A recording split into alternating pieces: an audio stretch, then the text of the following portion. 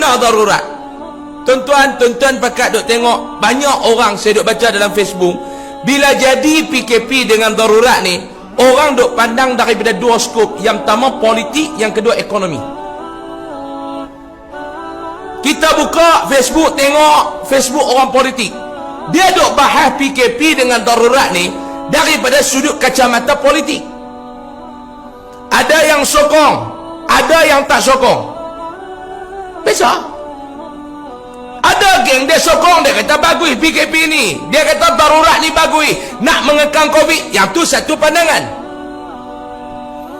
Mai pula satu pandangan, yang ni tak betul, yang ni tak boleh, tak boleh, lingkup ni bak. Satu pandangan. Saya tak mau ulas tu.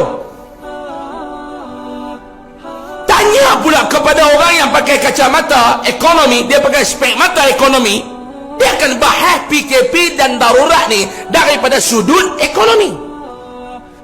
Kita harap kerajaan jangan lock sampai satu negara. Ini orang ekonomi kata. Hanya lock tempat-tempat yang panas, red zone. Kalau berlaku dekat negeri Kedah, kita kata daerah mana? Contoh daerah Kudim red zone. Lock buat MCO di Kudim. Jangan duk kata daerah lain. Supaya kitaran duit ni dia boleh berjalan. Ekonomi ni, pergerakan ekonomi, aktiviti ekonomi boleh berjalan macam biasa. Tu tanya orang ekonomi. Yang ni ya tuan-tuan ada dalam Facebook, cerita bab politik, cerita bab ekonomi.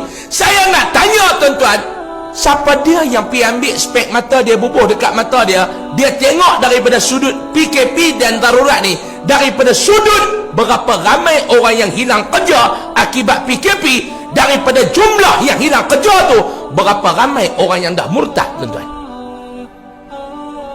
Ini tuan-tuan ada fikir?